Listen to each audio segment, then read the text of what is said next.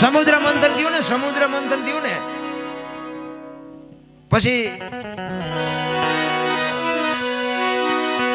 બધી હારી હારી વસ્તુ બધા લઈ ગયા, ઘણું બધું નીકળ્યું હતું. છેલ્લે ઝેર ને કોડા બે વધ્યું અને ભોળાનાથ આવ્યા. એ રહી ગયા હતા, વાંહે રહી ગયા હતા. ભોળાનાથ આવ્યા, એ કે કાંઈ વધ્યું? એ કે ઝેર ને કોડા છે. એ કે ઝેર લાવો. ઝેર એમને પીધું અને કંઠમાં રાખી નીલકંઠ કહેવાના. પછી કે કોડા? કે ના, ઝેર બીજું હોય લાવો, હજી પીજો. ભાઈ કે કોડા નહીં. તો કે એવા કોડાનું શું કરવું? એ કે હેલિકોપ્ટરમાં નાખીને ફેરવો, બે ચાર બધા નાખી દો. અમે આ ભજનમાં જઈએ ને એટલે અમે ચીક ચીક જોયું તો એમ થાય કે અહીંયા હેલિકોપ્ટર વધારે રોકાણું હોય એવું લાગે.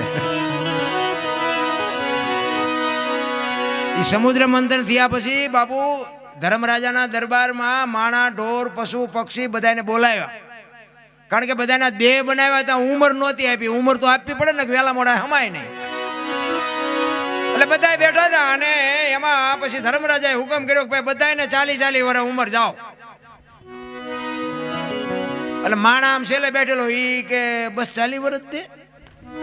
કારણ કે માણાએ ઠેઠથી ભિખારી વેડા કર્યા.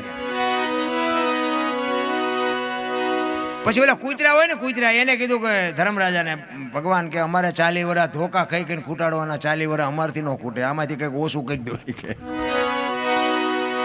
કે 20 તમારા ઓછા કરી. કે આ કોઈને લેવા છે માણા? કે લાવો, અહીં લાવો. 60 કર્યા. પછી ઓલા બગલા હતા ને એને કીધું કે આગળ કળિયુગ આવે ને કે વરસાદ ન થાય, સરોવર ન ભરાય ને અમારે કે શિકાર મળે ન મળે, અમારે 40 વર્ષ કેમ ખૂટાડવા? એ કે 20 તમારા ઓછા કરી દો. કે આ કોઈને લેવા જાય માણા, કોઈનો વારો આવવા દે. 80 કર્યા. પછી ઓલા જમીનારી ઢળડાઈને જે હાલતા હોય ને, ખીચકોલા ને યારું ને પડકા ને, એ કે અમારે તો આખી જિંદગી ઢળડા જ કરવાના, અમારે 40 કેમ ખૂટાડવા? એટલે ભગવાન કે ભાઈ વધારે નહીં, તમારા 20 કે ઓછા કરી દો. 20 કે 20 કરું, 20 તો તમારે ભોગવવા જ પડશે. એ કે આ 20 કોઈને લેવા જાય એમને ભગવાન એમ કે માણા આ નહીં લે. માણા કે લાવો લાવો, એ પડ્યા છે કાયમ આવશે, લાવો એમ કહીને 100 કર્યા. અત્યારે બધા કહે ને માણાની ઉંમર 100 વર્ષ, પણ જીવન જીવવાની મજા 40 વર્ષ સુધી જ આવે. એક લખી લેજો તમારે જોવું હોય. પછી દીકરાને પરણો ને દીકરાની વહુ આવે ને, પછી ઘરે હાલે નહીં.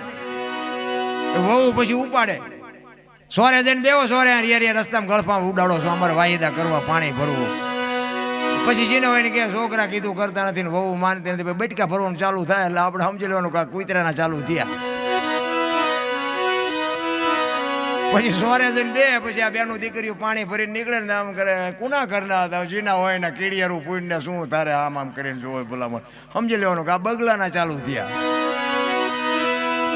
પછી છેલ્લે બીમાર પડે ને પછી આપણે ખબર કાઢવા જાય ને ત્યાં આપણને આપણી પાસે બાપુ રગ હે દરબાર ભગવાનને કંઈક અરજ કરો, મારી દોરી તાણી લે, હવે આ ભેદના મારથી જીરવાતી નથી. ત્યાં આપણને એમ થાય કે આવેલા છેલ્લા સોર્યા સી ચાલુ થયા.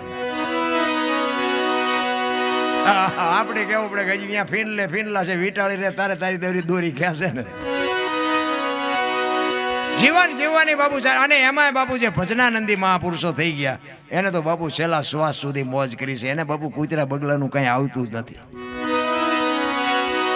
જીવન બાપુ છે ને જે સમાજમાં હોય, અને મારી તો એક જ ભરામણ છે કે સમાજ જેવડો હોય ને એવડો, જે કુટુંબ હોય ને બાપુ, કુટુંબની એકતા એક રાખજો, મા બાપની સેવા કરજો, ગુરુ મહારાજના શબ્દો ઉપર ભરોસો રાખજો. બસ આના સિવાય આ બધું વગર પૈસાનું છે.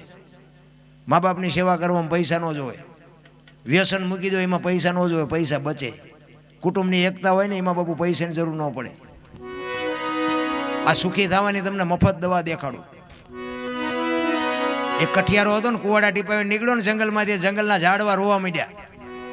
તો મોટા ઝાડવા હતા પૂછતા હતા કે હું કામ રોવો છો? એ કે ઓલો કઠિયારો કુવાડા ટીપાવીને ગયો ને વહેલો મોડો કાપી નાખશે.